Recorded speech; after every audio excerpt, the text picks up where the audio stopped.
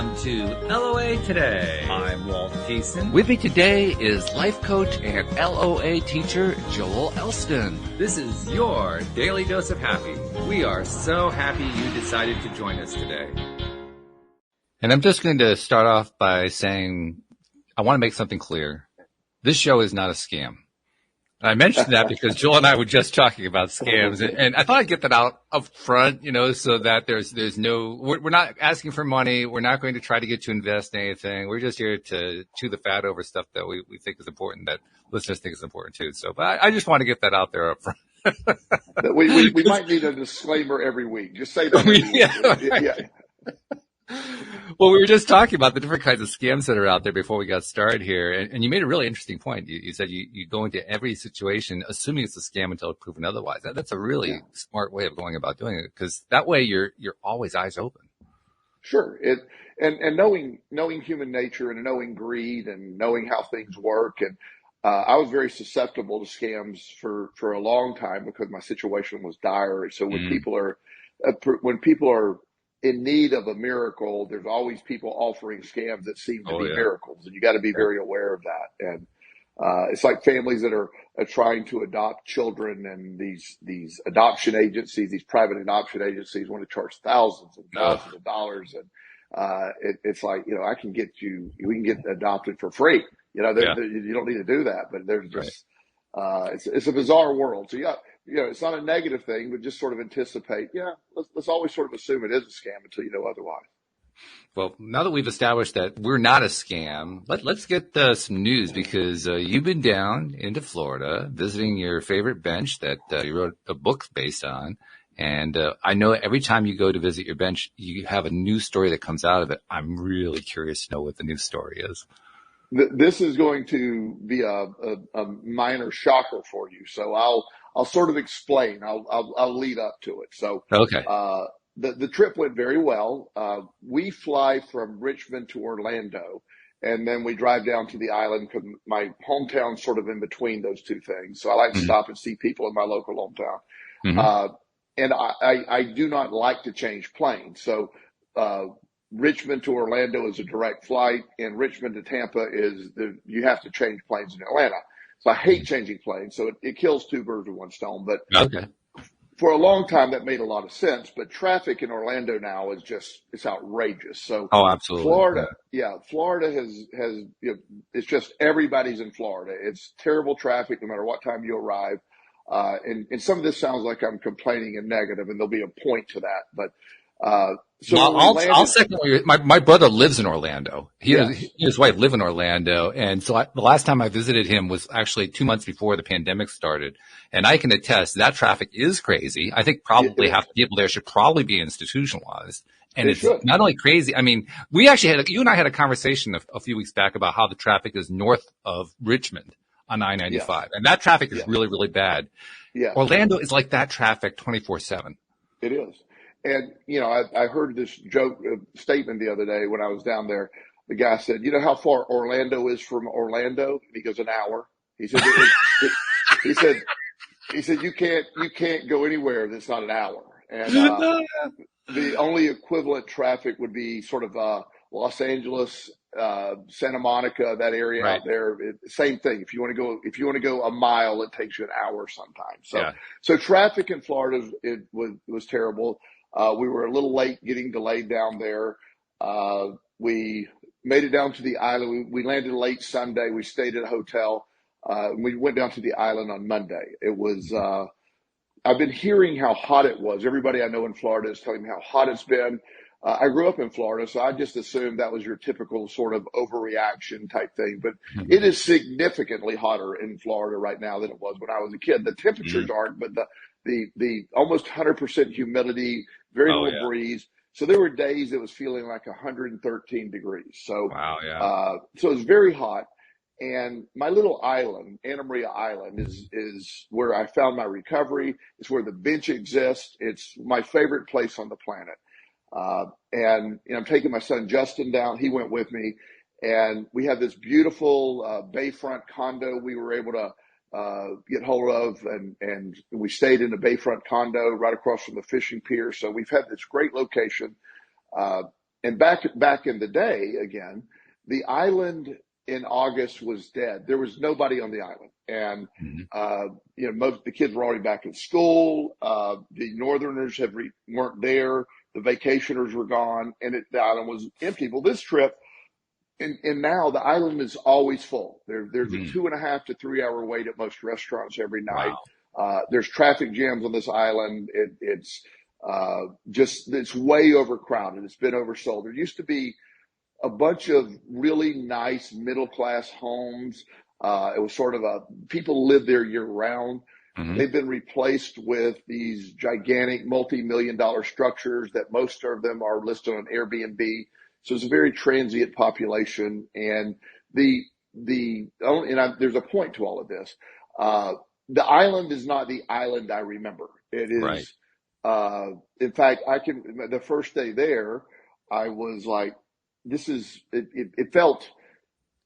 just felt not anxiety. It just felt like it wasn't comfortable like it used to be. It wasn't laid back. Now Justin, what really nice, Justin was down there. He met a friend pretty early. And so he got to have a wonderful experience. He just was able to go all over the island. They did fishing. They rode jet skis. So his experience was really good this time. But from my perspective of what I love the island about, it just isn't the same island anymore. I think in 2014, the New York Times did an article. It was a secret location in Florida called Anna Maria Island. And it just sort of opened the door to all that big money coming down. It just changed the dynamic of the island. The property, Florida has an insurance problem. I don't know if you keep up with that, Walt, but people can't insure their homes because of the cost of it. It's just very expensive.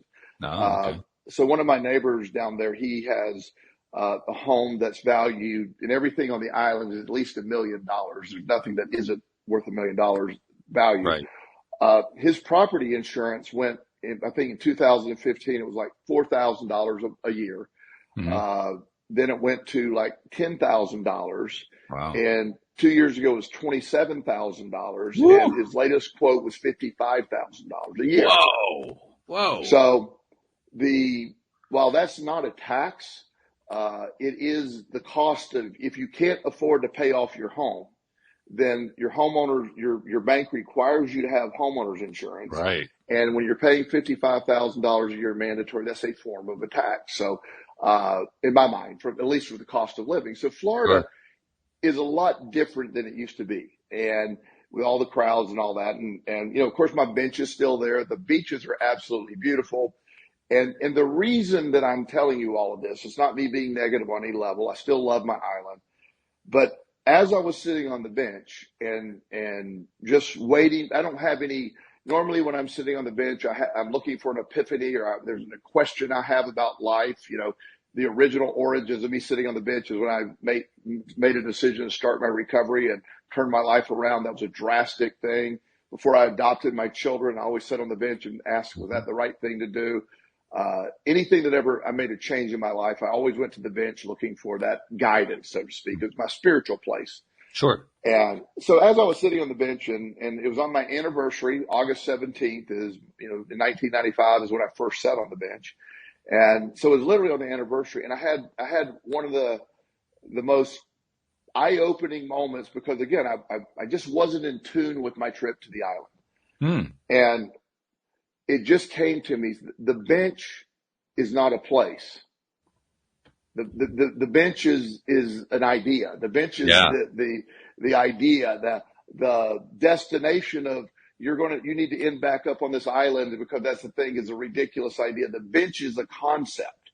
And it just, I had this awakening because I've almost had this need to, at some point when Justin finished high school, I was always thinking I want to move back down there, and that's just sort of my destiny.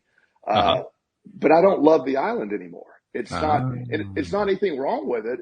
As far as, but I'm talking about for me, and it was almost like a relief because, I don't know where I'm going to end up. I know I'm going to end up near living on water. I know I'm going to do that. All that stuff's going to happen. But my idea that I was relieved from the need that is the place. I don't have to go back there. That's the journey has been the point the entire time. The bench is a place that exists anywhere where I choose the bench to exist. It's a metaphorical experience, and that I don't know why that hit so hard this time, but it was really cool, because I've always been the guy that the journey guy, not the destination guy. It's always I'm like, I don't really care where that destination is, but it's for the first time that I just was able to.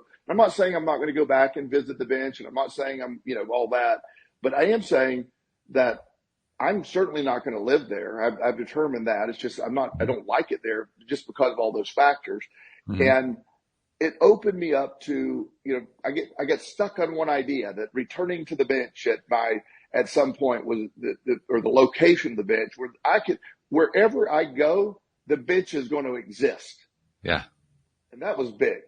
That's huge. I don't know why that struck me. It's something that I've always talked about, but in this one case, and so the positives of all my negatives that I felt about that was my emotional guidance scale that needed me to say, look, you keep forcing this to be the ultimate place, and it's not the same place that it was in 1995. It's not the same feeling. It's not the same. I'm not the same person I was in 1995.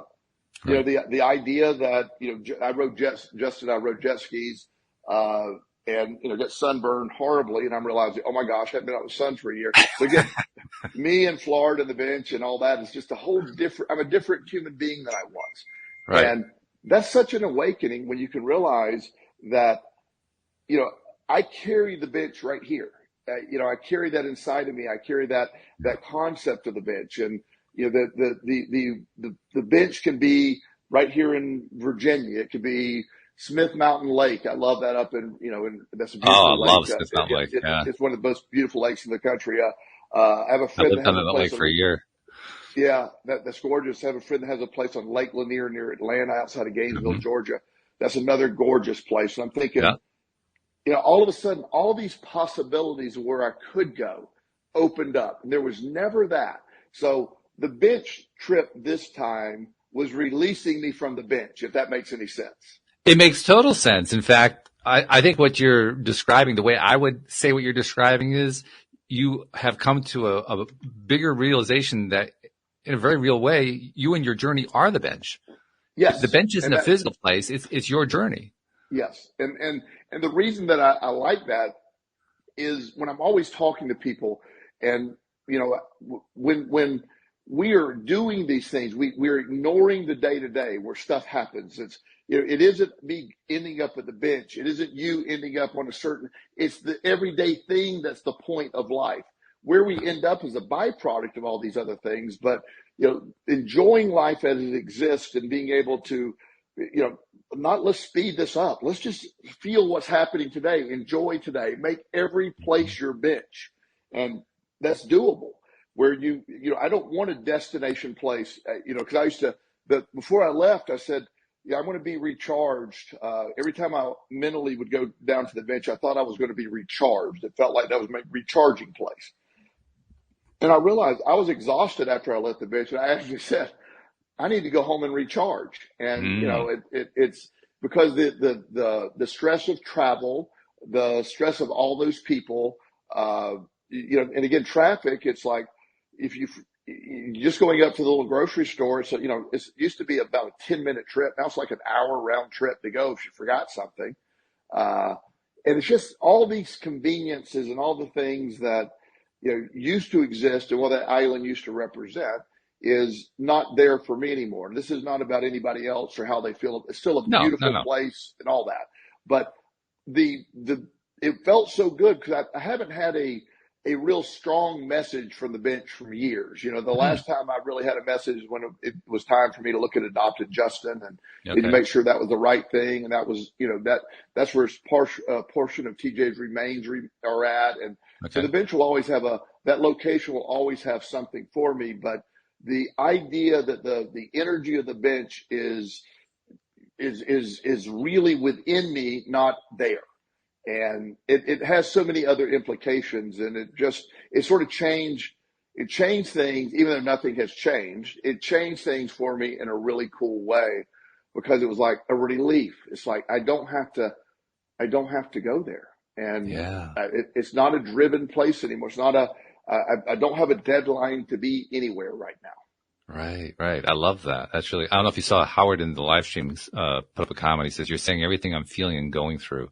And I think anybody listening in can appreciate, they don't necessarily have to even have read your book, The Bench. They can just tell from what you're talking about exactly what you're talking about. It makes sense because we are all on our own journeys. We all have our benches, so to speak, our places that we go to in our minds or in our hearts or on our feet in order to find comfort, solace, meditation, relaxation, whatever it is. We all have one of those places. And what you just brought to everybody's attention is we bring those places with us. They aren't a place anymore. They're in our hearts. Yeah. And that's one of the families I work with. I work with a lot of ultra high net worth families, and the sort of the founder of this family, he's a very high driven man worth probably $3 or $4 billion. And we were having a discussion about his satisfaction with life. And he said, as I was building and growing in my 30s, we were struggling. In my 40s, we had some success. In my 50s, I became wealthy. In my 60s, I became fabulously wealthy. In my early 70s, I am one of the wealthiest people in the world. And he said, my happiest place was way back when I was building it. He said, the idea that I'm sitting in it, he said, when I had my goal was everything was going to be great when I had a net worth of $1 billion. Yeah. And he said, when I had a net worth of 50 million that I worked really hard for and I was very satisfied, felt so much better than sitting there with whatever all this is and all these people. And it takes an entire army of people to do his taxes, and his kids are a mess. And he's like, I always assumed this destination was going to be the answer, but it's not. And well, we all make that assumption. I think, well, I won't say all, but I would say a great number of us make that assumption. Yes. It's often about finances, but it doesn't have to be about that. It's something usually attached to financials or relationships or health or some variant of those. Once I get to that stage, everything's going to be great. Yes. And that's actually the illusion. And exactly. And, the law of attraction tells us, when you believe you have, when you feel as if you have, you'll get that. But it's not the attainment of it all. It's the feeling of, to me, what financial relief is, abundance for me is I don't have to worry about money. I don't have to worry about, am I going to pay my bills? I don't have to worry about, electric. If I need something, I had this, we had, right before we went on vacation, Justin's car needed something. It was $1,000. And I got this for $1,000. And I had another $3,000. Like right before vacation, after paying for vacation, like $7,000. It's no big deal. It doesn't matter. So not worrying about money is the gift, but the money itself is irrelevant. It doesn't matter. It doesn't, when you struggle with money for a long time, that there's a side of you that just becomes so obsessed with not having enough money. But once you realize the abundance of it all is the point. It's not a dollar amount, or I'm not ever going to be any happier because I get more money. Money's just gives me options, but it doesn't make me any happier at this point because I have an abundance now. And, the idea that a destination or a relationship or an amount of money or a new car or a new couch or whatever you can put out there is somehow going to make you happy is really the big illusion that a lot of us pursue. Yeah. And then you get there and like when I get to this place, then all of a sudden I'll be happy. And that's not the case at all. It's and it really is a really important it's point. Big. And we miss that, don't we? I mean, most of the time, because I know even now, as I think about some of the things I'm pursuing right now, I can tell there are some illusions I'm pursuing. Right. And it is like a reminder, like, okay, maybe you may want to double check. And is that really what you want to pursue? Is that really what you're after? Yes.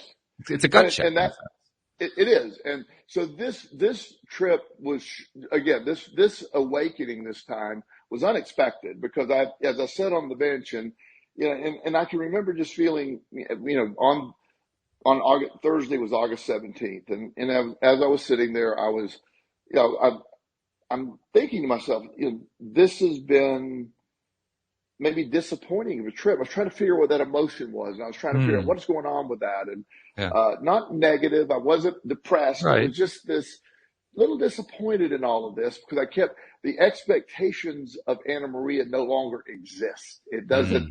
Mm. I'm wanting something from the island that's no longer there. It's a Yeah. different place, but yet I'm still expecting it to, have. And also, there's another side to this that I mentioned earlier. Justin was able to have the childhood experience of the island that I did, where Yeah. it's the safest place in the world.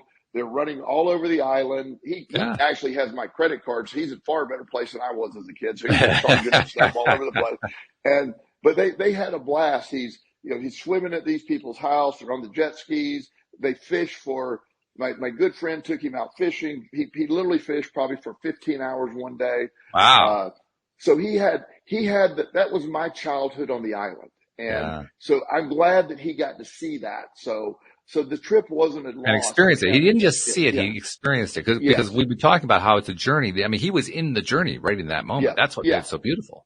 Yeah, and when we're here, I need to know where you're at, what you're doing there. If you're on the island, you're good. I looked on. We have the Life 360 Outrank series out. He's like 6 miles away, way down the road, and I'm like, he's good. Yeah, it's just it's a safe place. And my parents literally let us run the island my entire childhood, and it was just it was a really wholesome experience. Yeah. Not all of it, but that's later. Well, the childhood part was good. Yeah, the childhood part. When I got 15, 16, I mean, we had some events that were pretty exciting too, but in a different category. Different way. Yes. Yeah, but for further details, read the bench. Yeah, read the bench. But this idea for me, it was sort of the not that I had any stress or anxiety over it as much as there was this relief of, I've missed this. My last few trips down here have not been what I thought they were. And I, next year, I'm sure we're going to go down there and visit again. It's not going to be that, but my expectations are not going to be the same thing anymore about what I'm expecting from the island. What do you think they will be next time? Do you have any semblance of an idea on that? If anything, again, that's my son's remains, or part of his remains are there. It would be anything just as a visit to him, just a tribute to him. And I have friends on the island. We'd stop there, and I have a little favorite place I eat, a little burger place there. Okay. And we'll still do all that, but I won't be going with the idea that my life needs to be recharged by being at this place anymore, because it's not that place anymore. And I don't need to recharge. I have a great life up here. I have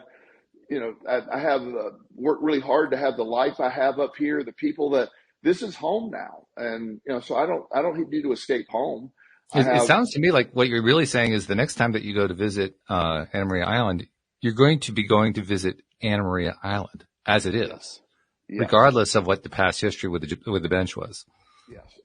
Yes. It's just going to be going to see this island. I've been going to this thing since a kid. And so there's always going to have that attachment to it, but I'll probably enjoy it more because I'm not looking for something that can't be given by that island anymore. Right. And, so that's just such a relief. And, it's, as we age and as we see things differently, and, just sort of this is a more grown up view of like, wow, I've always been I talk to everybody about their journey, the day-to-day stuff is what I love. I love the interaction with my people and my clients. I love my clients, and I have this incredible life, and I love that. So I pay a lot of attention to the journey, and I've never paid much attention to, the destination. I laughably say all the time, I'm going to die in my office or at the gym. That's the goal. I mean, it's going to be one of those two places. And I'm good if that happens. I'll be good with that. But because I love my life so much, I don't need a place to make it improve, but we'll place a narrative. And I think we all have it. And, when I retire, we talked several episodes ago about the ikigai, the Japanese concept, the ikigai, about, you find your purpose, you love it, you don't retire, you just keep going and going. And that's just this beautiful thing that I cannot love my life any more than I have right now. So I bring that with me. If I go down to, if I go out in my backyard, that can become the bench as well. That can become the bench. If I go anywhere, it's just, so it has this new ability that I bring the bench with me, or the theory of the bench is everywhere I go. It's funny. You just used the phrase, let's see, what was the phrase you used? Now, of course, it just blanked out of my head as soon as I try to say it. But the gist of the phrase was, it was your raison d'etre. It was the reason why you went to the bench, the reason why you go on these trips, and the reason why has become an internal thing. And as you were saying, whatever that phrase was, I can't remember what it was, but as you were saying that, I realized today I had a moment where I realized what my raison d'etre was. In a way that I hadn't, because we do think about it in terms of, well, what's my passion? What's my purpose? What's the thing that drives me along? And we think of what that thing is in terms of an activity, or it's a place to go, or a thing to acquire, or something like that. And today I realized my biggest raison d'etre is connection to people. Yes. It's one of the main reasons why I do this podcast. I don't know if you're aware of this. We're like within 5 episodes of number 2000. I mean, it's almost been 2000 episodes on this thing.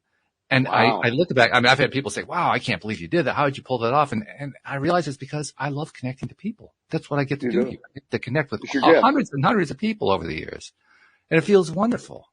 So what all that is coming out to is a purpose doesn't have to be a particular activity, doesn't have to be a particular place. It can be a feeling. My feeling is I like being connected. Absolutely. And this is that journey, Walt, that you and we can get lost in what's lacking. We can get lost in, the things that we perceive are lacking. And, if I didn't, and this is going to come out really hard, and I'll debrief it. It'll come out backwards probably, but all the lack that I had that made me go through what I went through, all my loss, everything that happened, my lack actually drove me. And it put me in a position of, even the bad put me in a position for the good. Everything pushed me to this direction. And again, when you end up authentically doing what you absolutely love, when I was a child, I didn't know what I wanted to be or what I wanted to do. My dad owned an insurance agency, and that, didn't want to do that, but that's probably what I was going to sort of stuck me doing. And, the concept of life coaching was not a thing then. It just, the idea of being a therapist or something, I hated school. So that wasn't going to be a thing. So the idea that I would somehow fall into this, was just a ludicrous thing, but yet I fall into the exact thing. I live at a point in life where, life coaching isn't that long of a career, so 2013, when I went into private practice, I don't think there was any other life coaches in Richmond, Virginia at the time. There may have been. I'm not aware of them. Mm-hmm. But yet for me to be able to just have that come along at that time, I just find it all fascinating. And again, I'm good at doing this. It's what I love to do. And I didn't even know that was a possibility. So my journey fulfilled itself by all the steps that I had to take. It's almost magically, as if it was all planned perfectly from the beginning. It all fell together perfectly. There's a word that I've known for years, but I never really had a great application for it until the war of Ukraine came along, which is I won't even go into that part of the story, but it's a word that gets used there a lot. The word is culmination. And the way it gets defined in a war type situation is a culmination is where a particular campaign comes to its end, and then you look back to see what happened with the campaign. Sure. And when I thought about it that way, I thought to myself, well, that's really interesting. So all of these little goals that we're aiming at, those are our culmination points. Yes. And the journeys that get to them are, as we've been talking about, they're the most important part. The culmination is just kind of a place to sit back and take a look and see what the journey was like. Yes. And that's really all the culmination is. The culmination isn't actually the thing. Right. Well, the pivot points, or, wherever you want to call these points, culmination points or whatever, there's these standalone events that they could be benign, they could be fantastic, they could be horrible, but yet you don't realize they're directing you, they're pushing you toward that next thing. There's a movement toward, and it's like the chain of events that led me to where I'm at today, doing what I do the way I do, is really, it's just, how does me eating out of a trash can in 1988, being homeless in Las Vegas, have to do with today? And that was a pivotal moment. It was a horrible moment, but a pivotal moment that drastically altered my life, that I didn't even realize the connection to many, many, many years later. So how could you? Yeah. Yeah. So when you're going through it, it's like, how could I ever think, okay, I'm sitting by a dumpster. It's 117 degrees out in August. I'm homeless. I have no money. I have nowhere to reach out to. And I'm eating a burger out of that has maggots on the outside of the wrapper. I'm repulsed already. Yeah. And not as bad as I was, to be honest with you. I'm sure. Yes, I was the one biting into it. Yeah. So, but how could that event somehow be relevant and in some ways be life altering to get me to where I'm at today? That's what I'm fascinated about life, because again, to be born into the chaos I was born into, the absurdity I was born into, and all the mental health and all the stuff that I witnessed and had to go through as a child, I realized all that was a necessary thing for me to get to where I'm at. And I survived all that. I'm far stronger because of all that. And that is such an amazing, that's what I get fascinated about, that the journey itself is sort of the point, is not sort of, the journey itself is always the point. But once you get tuned into that, you can appreciate it. Like one of the things that's going on in my hometown, this is first day of school for us in my school district. Yeah. So everybody is posting first day pictures, right? Right. And so there's people I know pretty well, but I don't see them regularly. Mm-hmm. So you see the kids picture, and it's like, in my mind, there's this one kid in particular. He used to do Taekwondo with Justin when Justin was 10. Uh-huh. Well, Justin's 17. So I'm, this kid is going to be 7. The kid probably was 6 at the time. So he's 13 or 14, I guess. Well, in my mind, he's still a little teeny boy. Well, his mom put a picture of him. He's 5'6". He's 130 pounds. He's super tall. And I'm like, well, how did that happen? I mean, now I've messaged his dad. I said, what happened? And he laughed and he goes, I was going to ask you the same thing about Justin. But when you realize all that's going on, and you get so stuck in the day to day to his father, the kid doesn't look like he changed much at all. He knows he has, but to me, it's this drastic leap forward because I haven't really seen him in several years. Right. And so that's the thing, that when you're on the journey, you tend to not enjoy or pay attention to the stuff that really is fascinating. And that's part of the lesson here at the bench is, just the journey. You're going to be fine wherever you're going to end up. It's going to be fine.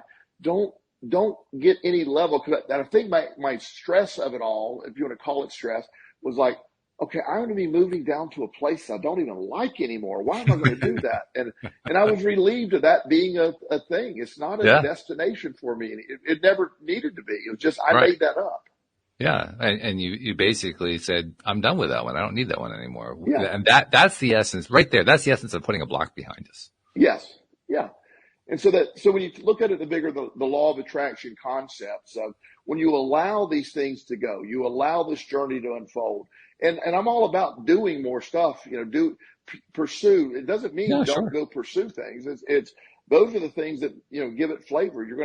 We're going to do some successful things, some unsuccessful things. We're going to learn new things. All that stuff's fantastic. But it's getting stuck on just one outcome, or just getting solely focused on, like you got to get your kids, to graduate, get into this, and all those are important issues. But if you get so stuck on it, you forget to enjoy that thing. And also your kids are going off to their, in the senior year, they're going off to have their party, they're off to college, and you're going to see them occasionally from that point on. It's a really great point. I mean, basically what we're saying is, are you paying attention to what you appreciate, or are you paying attention to what you don't like? And it's a great test, because that's talk about law of attraction. That's the essence of law of attraction. If you're paying attention to what you don't like, you're going to get more of what you don't like. And if you're paying attention to what you appreciate, you're going to get more of what you appreciate. It's really that straightforward. How interesting that we have to kind of talk ourselves into appreciating the thing that we appreciate. Yeah, because there's a natural bias to protect. So you're looking out for the things you're scared of or you don't want. Yes. So you're almost always in tune of what could go wrong. We've talked about this a million times in different ways. And, that bias toward that, you can get stuck in it. Like when you're saying, hey, I need to pay attention to today. on any given day, anything can happen. There's unlimited opportunities. We could die today. Anything can happen. Any event could happen today. And, sort of the power of now concept or living in the moment or any of that stuff, the law of attraction wants you that's what matters. The stuff you worry about. One of my clients from several years ago, I worked with this Wall Street firm, and this is a high-end trading firm, and they're clearing millions of trades a day. And I mean, there's one guy that was executing the trades on the floor of the stock exchange. If you ever understand what that is just an absurdly stressful concept. Mm-hmm. And so he was 35 years old, and he was making about $6 million a year. Yeah. And he was very excited because he told me on his 35th birthday, he said, Joel, I have $40 million saved up at 35. And I was like, yeah, but you're not going to make 40 at this rate. You're stressed. You're doing cocaine. You're doing, he had a very stressful lifestyle, and just all kind of partying. And just, I said, I'm glad you're making it. So one day before his 36th birthday, he had a stroke and died. Oh my. Wow. Yeah. And, wow.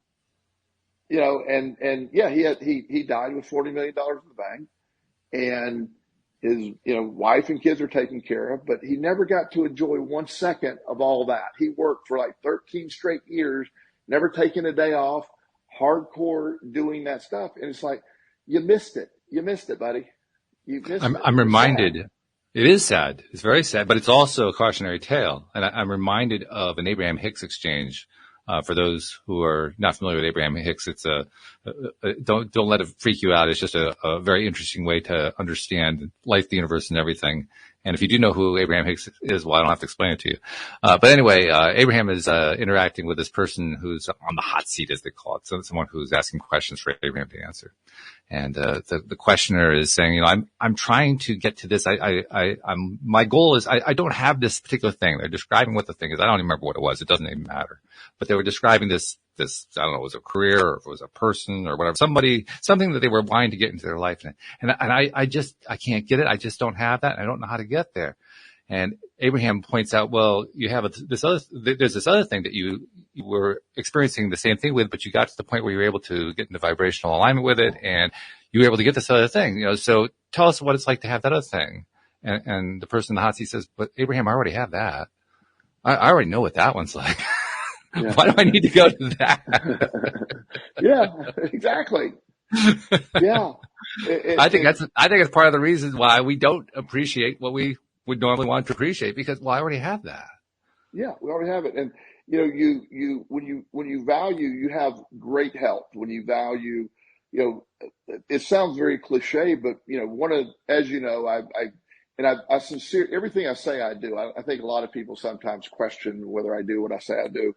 I write 5 things I'm grateful for every day of my life since 1995. And have not missed a day. On the day my son died, I still wrote 5 things I'm grateful for. That's how serious I take this. So wow. Every day I write 5 things I'm grateful for. And the thing that just, as I've gotten older and I try to include this frequently, is I just woke up today. I mean, this isn't something that's afforded. I'm in perfect health. I have great health. I really don't have any worries. I don't have any stress. I wake and I'm grateful for all that, and I try not to ever take it for granted. Because I want to pay attention to what is right, and so much is right. And the more you focus on what's right, the seemingly things that aren't right, it just doesn't. It loses all weight. It's funny how insignificant they become when you're looking on what's right versus the lens of what's not perceived of what's not right. What to me is really odd about that, because you're absolutely right. You're right about being right about that. But what's particularly odd to me about that is we can recognize that, but we will not take the time to actually put ourselves in that place, and so we don't get the benefit of it. Right. And that's the thing. You to get where you're at, where like this morning, since I returned from the bench, and I was able to.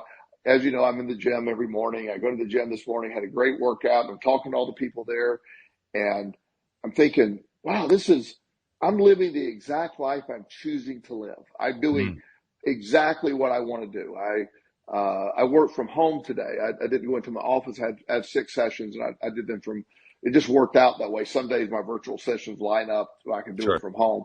And I'm like I'm just able to have this career that I love. I'm able to do these things, and I schedule my gym. I'm able to get the stuff I want to get, and I remind myself of that every day because it's just we can quickly flee into what's not right, and then that's how that is the law of attraction in either direction. But you what you're feeling is what you're inviting. And when I'm constantly reminding myself of I have all of the stuff where I want it to be, I spent a lifetime getting it to where it is. And I don't ever want to forget what took it to get here, not to wallow in the bad things, but to remind myself of here I am. And I want to keep focusing on that. And I will continue to have this as long as I don't lose track of what I have. That's actually a form of appreciating the contrast, isn't it? The contrast yes. being, on the one hand, we have these things that happen that we don't like, and on the other hand, we have these things that happen that we do like, and very, very, very often, well, actually, I would say probably all the time, in order for us to really go after or really want something that we do like, we have to experience what we don't like, the flip side of it first. Like, I really don't like having no money, so I need to go get some money. It's that kind of a thing. You need to experience the negative in order to know the positive. And then once you get through to the point where, okay, the money's there, I don't have to worry about the money anymore. Now you can look back on that contrast. You can say, wow, that contrast was powerful. On the one hand, I was so focused on the negative. I ended up with negative. I got 0 results out of it. Finally, at some point, I made the shift to the positive. Money started to show up. Wow, that really shows me how powerful that contrast is. I appreciate that contrast. That's basically the story you've been telling us all throughout the show here. Yeah, and the contrast is necessary. For me it was. I can only speak to my reality. I don't have today what I have without going through what I went through. So the contrast was a necessary thing for me to even understand how to do all this. It was to grow up again with a lot of mental health and a lot of addiction issues, and to go become a compulsive gambler myself, create the chaos I created. All that stuff, some of that almost didn't even seem survivable. I almost didn't survive some of it, but yet I did. Yeah. And I'm like, I'm not minimalizing what I went through, but that's the building blocks of my life today were built on the contrast of those events back then. Contrast for me was a necessary component to get here. I don't appreciate what I have right now without knowing what it took to get this. And that's another thing when I'm working with families of wealth. A lot of times they don't even remotely understand the contrast. They don't have the value of contrast. They don't have the value of poverty. They don't have the value of that stress and anxiety over financial issues. They don't, and again, I view it that way because I had all those things, and they don't. And so they take it for granted. They're miserable. I have true story. I've shared this on the show before. I have a family that siblings. They're about 2 miles apart on Palm Beach, and they both have oceanfront mansions. One's 10,000 square feet, 10,600 square feet. The other is the brother's is 10,200 square feet, and he is furious. He is absolutely furious. His sister's is 400 more square feet. Seriously. I believe you. I can't help but laugh at them because from somebody sitting outside, it's laughable. And the problem is the way they're built and with the restrictions that he can't figure out how to get 400. But it literally weighs on him. He has these incredible views over the Atlantic Ocean, and I find it, and it's very real to him. I'm sure it is. Yeah. And it is like and I just get to a place where, he all he has is understanding his sister has a little more, and of course his house in Vail is bigger than hers, but we won't talk about that. Of course not. Yeah, that one's already done. I've already got her beat on that one. I don't need to focus on that one. Yeah. So, but we can get, and that's an absurd example, but we can get tripped up on those things. Oh, yeah. And you can focus on what you don't have or what you do have or what you perceive. But when you can just live within what you have and really appreciate, whatever you can find to appreciate, you're just going to simply attract more things to appreciate. If you're going to look at things to bitch and moan about and complain about, the same is true. You're going to attract more of those. I want to tell as much as I can. I can't tell much about this story. I don't have permission to tell it, so I can only be very cursory about it. It's from a good friend of mine, something that she's been going through at work. And without going into the details of it, the gist of the problem is she has a coworker who she feels like has been mistreating her over and over and over and over again. And she's been railing on to me, to other friends, about how this person just keeps sending her all these terrible emails and so forth. Well, got a text message from her. I had a conversation with her over the weekend and made a suggestion to her. I said, why don't you, I understand all that you're dealing with, and she was actually laying out plans for how she was going to handle it with the boss and all that kind of thing. I said, let me suggest one other thing to you. Why don't you just sit with it and just make sure, kind of ask yourself, is there any way that I could have been contributing to this? Just make sure you get that part out of the way so that you can relax and feel good about yourself on this one. She says, okay, I'll do that.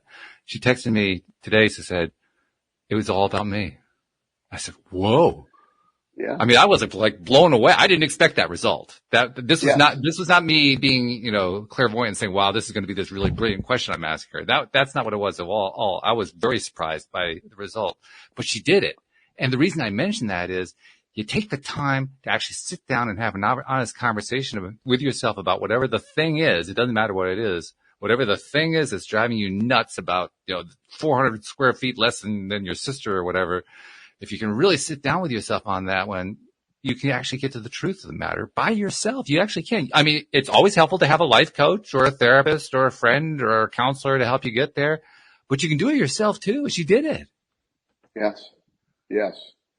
And that perspective helps. I mean, I've actually physically, to make a point, I do this a lot, especially with some of my younger clients that need the visual of this.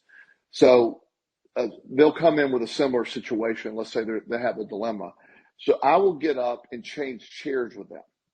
I will have them sit in my chair and I'll sit in their chair.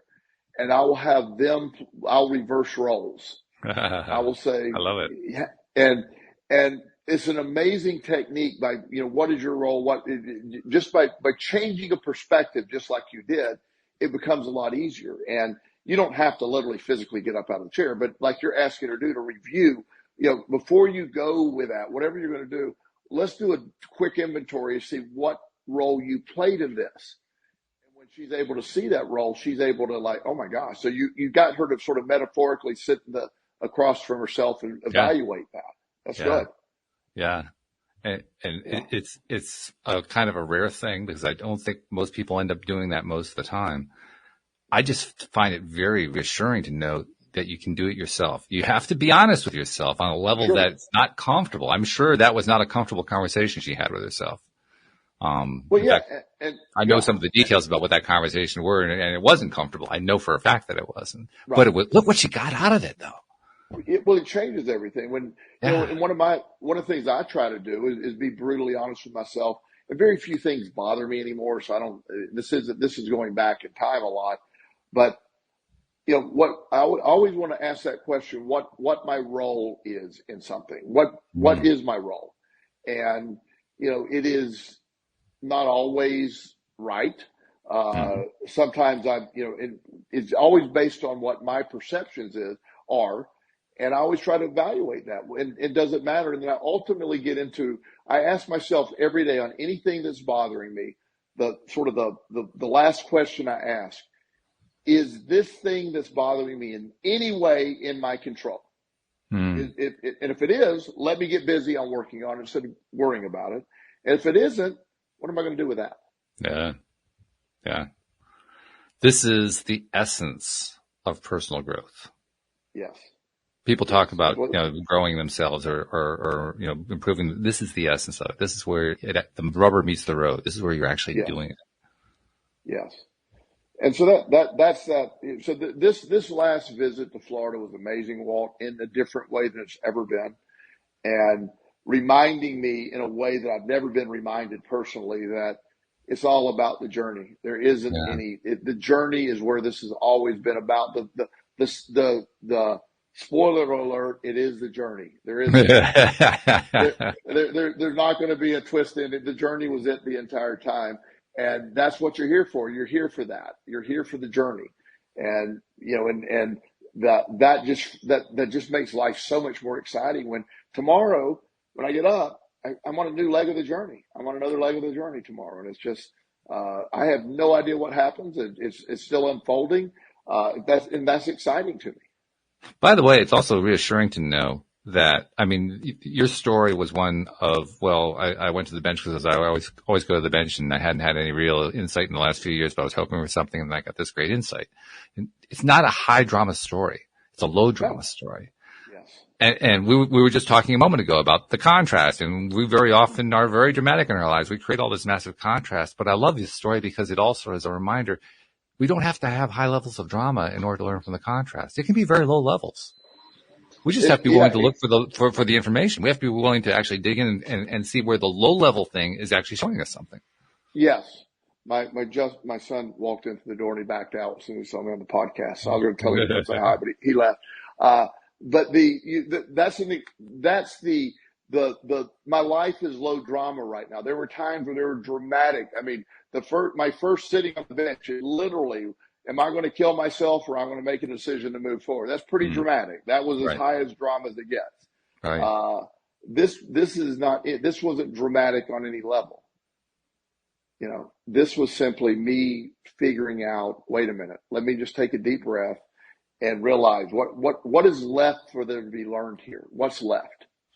So I think we can fairly say that there was some contrast. It was very low level contrast. Yes. And what makes the whole story so cool is that you tapped into low level contrast. Like you said, you don't have a lot of drama in your life. You don't need the drama. You're really so used to just tapping into what you're dealing with right now, no matter how minor it can be, no matter how low key it can be, you can still tap into it and you can learn from it. You can gain benefit from it. That to me, that's the mark of the advanced soul. Because the person who doesn't need to have the big contrast in order to get the breakthroughs, that's the person who's really become a master of his own life.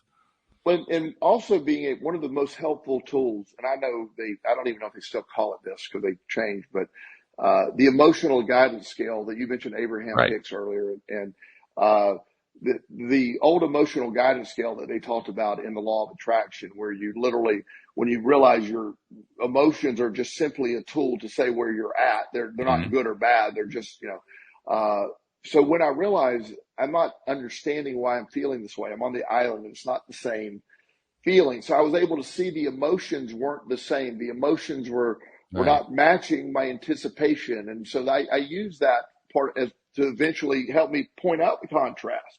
So it's one of the tools when you realize, why am I here and this isn't feeling this way to me? And as I started telling the story, it sounded like I was complaining about the Florida and complaining about all that. No, it was just the reality where it was at. It was not neither good nor bad. It was just, it led different. me to that. It was different. And that's what I love about my life now. I'm not sitting on the bench deciding, am I going to survive or not survive?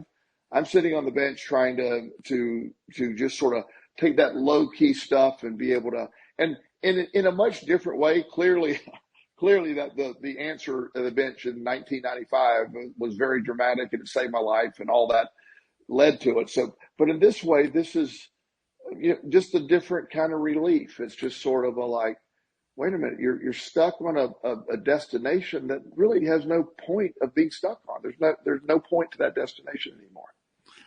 And once again, we're talking about the importance and the value of the journey. And yeah, I remember the first time I got presented with that idea. I remember how I felt. I don't remember what the actual incident was, but I remember how I felt the first time I heard that idea. And the way I felt was jarred. I felt like, well, that can't be true. Right. That must be an aberration. We'll just skip that part. We'll come back to that one later on. But yes, over time, I've come to realize, wow, it really is the journey in ways that I never expected. Yeah, the journey. All the excitement is in the journey. All the pain's in the journey. Everything that matters is in the journey. And the destination is when the journey comes to an end. That's the only real destination. And I see, and I'm not in judgment of anyone, whatever people perceive, but you go work at the post office for 50 years or 40 years or however long, then you go get your $5,000 a month and you sit on the golf course and play, and that works. That's some people's. I'm on board. Sure. Let's do that. But to me, that's like, okay, did I do all that for that? I mean, I just view it differently. And everybody's got to find their own thing. When you wake up, if one of the things I can instill in Justin, and he's a pretty philosophical kid, but I try to point out this is the journey. He has an incredible journey. He's going to be able to tell his story too at some point. His journey has been pretty amazing. But when you live in that journey and you there's no anxiety in the journey. There's no depression in the journey. The journey is fearful of the destination, the future that is where depression and anxiety exist. Because the journey is simply right now. And the journey is like, let's just see what happens with this. It's almost like, wow, I can't wait to see what happens tomorrow. Yeah, it's like watching your own movie. Yes. Yeah, it really is. It's fantastic. Well, one thing I can tell you is I'm so glad that your journey and my journey came back into a common journey again, because we had that for many years, and I missed it when it was gone. I really did miss it. I know you did too. We both did. It was schedules didn't work, but I'm so glad we got the schedules lined up now so that we can actually do this, because I love being part of this journey. This is fun. Well, yeah, I really do. And I would have come live from the bench, but my signal was not strong enough to support this platform. Well, we tried, so, Yeah, it wouldn't have worked, but it was a spectacular trip in a different way than it's ever been. And again, part of the synchronicity between us is I mean, obviously this week I'm just slam busy with all the stuff I have to do. Sure. To make up for last week, but you came up with the topic of the report from the bench, and that's literally what I was going to say. I made a discovery at the bench, but it's not what you think. Right. We just discovered that the bench isn't the important thing. Oh my God! Yeah. Wait a minute. Forget the bench. It doesn't matter. Forget the bench. So does this mean there's going to be another book? The next book's going to be the anti-bench, or what the real bench is, or the bench in your mind, or something like that? Lord, well, I mean, I'm still working on book number 2, by the way. So, right, this is true. Yes, but that's been ongoing. One of my future books. Yeah, right. Well, I think I told you my problem isn't lack of content. That's right. Yeah. Your problem is too much. Way too much content. So what I'm trying to, I have an editor right now that's trying to help me get this into one book. And, cool. So he said, you probably have 6 books here. And I go, we just got to put the categories in the book. So, but I have way too much content for one book. It would be way bigger than any, War and Peace has nothing on this book as it exists now. So we'll just call it the Encyclopedia of the Law of Action. That's what it is. Yeah. It's like, wow, it's just way too much. So I will get on that, but it is in the works. But really, again, I'm very grateful for what we do. I'm grateful for to be able to sort of share this, because it's every week we seem to come up with a topic. Some are better than others, but every week I get something out of it. Whether there's a soul listening or not, I enjoy this. It's a reinforcement of our friendship and something that we built over the years. And 2,000 shows coming up for you is just a mind-numbing number. That's fantastic. It is. People ask me how you do it, and I say, I have no idea. One at a time. That's the best I can tell you. Yeah, I mean that's a lot of shows, and it's one of those things that you just do, and it isn't like we make a lot of money or any money doing this. It's simply something it's just what we bring to the table. It's part of our passion. And, I'm not saying we arrived at the same place in the law of attraction, but when we first started, you and I were still learning quite a bit. Yeah. Which is odd, because I brought you on as the expert, but it's true. I mean, you were teaching me as fast as you were learning it, basically. Yeah.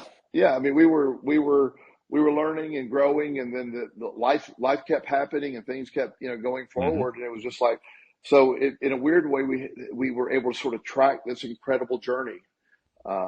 And it just, so I'm really pleased with where you're at, where the show's at, where you're at personally. And I continue to value doing this. It's really awesome. I could think of one thing that is different between now and then.